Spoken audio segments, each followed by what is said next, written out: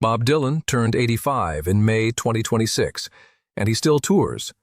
That fact alone should stop you cold, because the man who built that life did it by surviving things that would have broken almost anyone else. Motorcycle crashes, failed marriages, religious reinvention, a music industry that tried to own him, and decades of being misread by people who believed they understood him completely. Robert Allen Zimmerman was born on May 24, 1941, at St. Mary's Hospital in Duluth, Minnesota, and the world he arrived in was shaped by immigration and survival long before he ever touched an instrument. His paternal grandparents, Anna Kyrgyz and Zygmunt Zimmerman, fled Odessa in the Russian Empire, what is now Ukraine, after the anti-Jewish pogroms of 1905. His maternal grandparents, Florence and Ben Stone, were Lithuanian Jews who arrived in the United States in 1902, and according to Dylan himself, his paternal grandmother's lineage traces back to the Kaysman district in northeastern Turkey. That bloodline, refugee, restless, and stubborn, turned out to matter a great deal to the music he would eventually make. The family settled in Duluth until Dylan was 6, when his father contracted polio, and they relocated to Hibbing, Minnesota, where his mother's family had roots. His father and uncles ran a furniture and appliance store, and Dylan grew up in the kind of small town that either breaks you or makes you desperate to leave. Radio became his first escape, blues and country stations from Shreveport, Louisiana drifting through the static late at night, and by his teenage years, rock and roll had taken over completely. At Hibbing High School, he formed several bands, including one called the Golden Chords, which covered Little Richard and Elvis Presley with enough volume to get the microphone cut during a school talent show. His 1959 yearbook listed him as Robert Zimmerman to join Little Richard, which is either the most accurate prediction in yearbook history or a joke that aged into prophecy. That same year, performing under the name Elston Gunn, 3 N's, he played 2 shows with Bobby V, handling piano and clapping.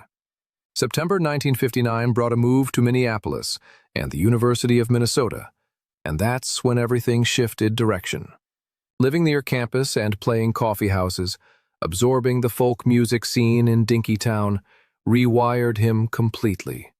Folk music carried a weight that rock and roll couldn't match, and Dylan said so plainly in a 1985 interview. Folk songs conveyed despair, triumph, faith, and deep human emotion in a way rock's catchy rhythms never touched. And that's when the name changed too.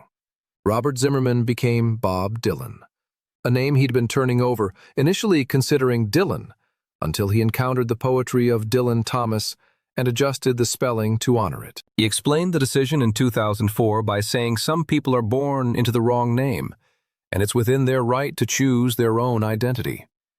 By May 1960, he dropped out after his first year. By January 1961, he was on a bus to New York City. Greenwich Village at that moment was the center of American folk music, and Dylan moved through it fast. He performed at clubs and connected with musicians including Dave Van Ronk, Fred Neil, Odetta, and the Clancy Brothers. His original goal was to visit Woody Guthrie, who lay at Greystone Park Psychiatric Hospital fighting Huntington's disease, and those visits shaped Dylan's entire artistic foundation. The songs themselves had the infinite sweep of humanity in them, he said of Guthrie. He was the true voice of the American spirit. I said to myself I was going to be Guthrie's greatest disciple. Through those hospital trips, he also formed a close friendship with Guthrie's protege, Ramblin' Jack Elliott, and began building the network that would define his early career. The career break came in September 1961, when New York Times critic Robert Shelton reviewed Dylan's performance at Gerde's Folk City and called him a distinctive folk song stylist. That review caught the attention of producer John Hammond. Dylan had also played harmonica on folk singer Carolyn Hester's album that same month, and Hammond signed him to Columbia Records.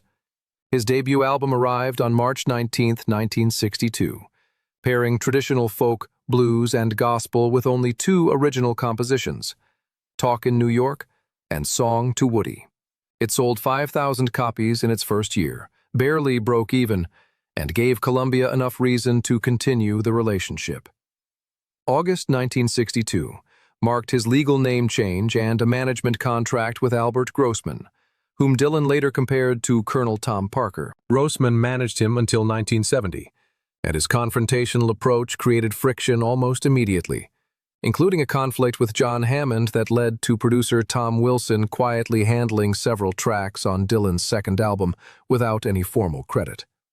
That second album, The Freewheelin' Bob Dylan, released in May 1963, changed everything. Songs like Blowin' in the Wind, drawn from a traditional slave song, and A Hard Rain's a Gonna Fall, connected with a generation anxious about nuclear disarmament and civil rights in America. Blowin' in the Wind became a hit for Peter, Paul, and Mary, while A Hard Rain's a Gonna Fall gained its heaviest resonance during the Cuban Missile Crisis. George Harrison called the album incredibly original and wonderful. Joyce Carol Oates describes Dylan's voice as young, unpolished, and completely captivating, hard to look away from, even in audio. What the folk music world never anticipated was how quickly Dylan would outgrow it. Another Side of Bob Dylan, recorded in a single evening on June 9, 1964, carried a lighter mood and an unmistakable restlessness with the political identity that had been assigned to him. It Ain't Me, Babe made that rejection explicit. Then, in late March 1965, Bringing It All Back Home arrived with electric instruments on side one, announcing a new direction. Subterranean homesick blues, shaped by Chuck Berry's energy and the imagery of beat poetry, has since been credited as a precursor to rap and hip-hop by music historians. Its music video, Dylan standing in an alley dropping cue cards with keywords from the song, became one of the most imitated visual formats in music history, appearing in commercials and films for decades afterward. Newport Folk Festival, July 1965, is where the rupture went public. Dylan took the stage with Mike Bloomfield on guitar and Al Cooper on organ, played 3 electric songs, and left while the crowd divided between cheers and boos. The folk establishment responded with real fury. That same month, Like a Rolling Stone climbed to number 2 on the U.S. chart, and Rolling Stone ranked it the greatest rock and roll song of all time in both 2004 and 2011. Bruce Springsteen said hearing it felt like someone had kicked open the door to your mind and refused to close it. The song opened Highway 61 Revisited, an album the poet Philip Larkin praised at a time when praising Dylan wasn't considered intellectually respectable. The backlash reached its loudest point at the Manchester Free Trade Hall on May 17, 1966, when someone in the audience screamed, "Judas!" at Dylan for abandoning acoustic folk. Dylan called the person a liar, told his band to play as loud as possible, and launched straight into Like a Rolling Stone. By mid-1966, the road had ground him down to almost nothing. Documentary filmmaker D.A. Pennebaker watched Dylan deteriorate across that tour, and later confirmed he was using drugs just to stay functional each night. Dylan acknowledged it himself in a 1969 interview, describing nearly 5 years of constant touring and the substances he'd depended on to cope. The motorcycle accident on July 29, 1966, a crash on his Triumph Tiger 100 near Woodstock, New York, fractured several vertebrae in his neck and handed him the one thing his schedule had never allowed: a legitimate reason to stop. His son later confirmed the accident was real, though the details stayed deliberately vague. No ambulance was called. No immediate hospital visit followed. Biographers have consistently noted that the crash gave Dylan a way out that touring obligations alone never would have. He retreated to Woodstock, settled into a house called Big Pink with the musicians who would become the band, and recorded over 100 songs that some artists later turned into hits, including Manfred Mann, Julie Driscoll, and the Byrds. Columbia released those recordings as The Basement Tapes in 1975, and an expanded edition called The Basement Tapes Complete followed in 2014, with previously unreleased material. Dylan's personal life ran a parallel track of real complexity throughout all of this. His first serious relationship was with Suze Rotolo, the young woman who appeared alongside him on the Freewheelin' cover, walking hand in hand down a snow-covered street. She was 17 when they met, and she became a direct inspiration for songs including Tomorrow is a Long Time, Don't Think Twice, It's All Right, and Boots of Spanish Leather. Her involvement in leftist politics and work with the Congress of Racial Equality fed directly into Dylan's early political awakening. They shared an apartment on West 4th Street in early 1962, and the relationship lasted until late 1963, when his growing fame made the pressure unsustainable. Rotolo stayed in New York, became active in the New York City Youth League, pursued painting and teaching, and published a memoir called A Freewheelin' Time in 2009. She passed away on February 25, 2011, after an extended illness.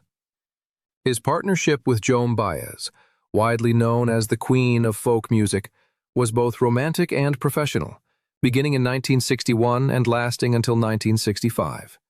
Their first joint performance at the Newport Folk Festival in 1963 introduced Dylan to audiences he might not have reached on his own, and Baez's endorsement accelerated his rise considerably. The romantic connection had faded visibly by the time D.A. Pennebaker filmed Don't Look Back in 1965. Dylan later expressed regret for his behavior during that relationship, though that admission stayed private until the 2009 PBS documentary Joan Baez, How Sweet the Sound, brought it forward. Dylan married Sarah Lowndes, and together they had 4 children, Jesse, Anna, Samuel, and Jacob. Sarah's daughter from a previous relationship was adopted by Dylan as well. The marriage held through the late 60s and into the 70s, before his alcohol use, repeated infidelity, and deep resistance to domestic life fractured it beyond repair, and the divorce came in 1977.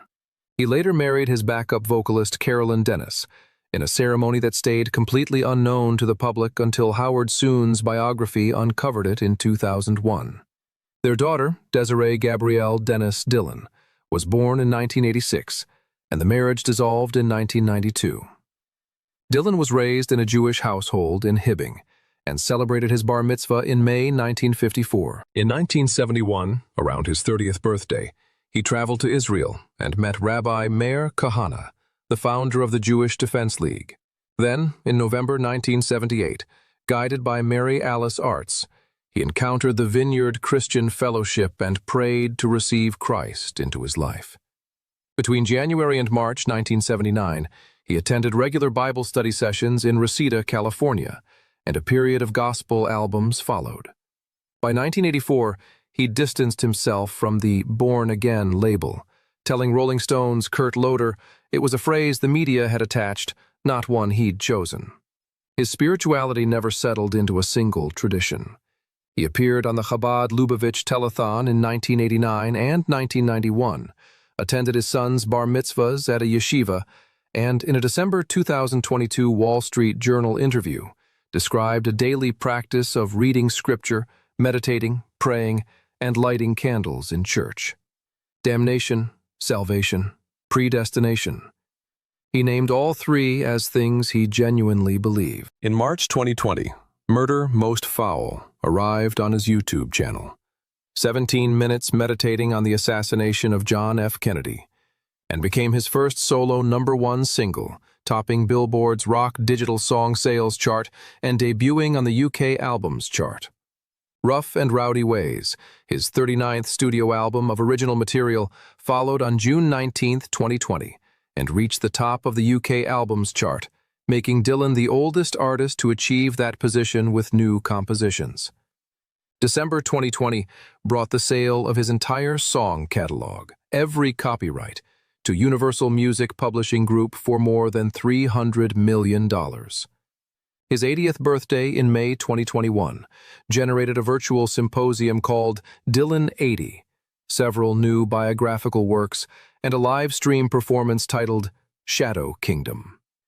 The Philosophy of Modern Song, published in November 2022, gathered 66 essays on songs by artists across generations and earned wide critical praise. The Bootleg Series, Volumes 16 and 17, featuring alternate takes, live recordings, and previously unreleased material from the Time Out of Mind sessions of 1996 and 1997, launched in January 2023, bringing the series' total sales past $29 million since its 2007 announcement. Bob Dylan at 83 still writes, still tours, and still refuses to become a comfortable icon. The life behind the songs was never clean or simple, and the music never pretended otherwise.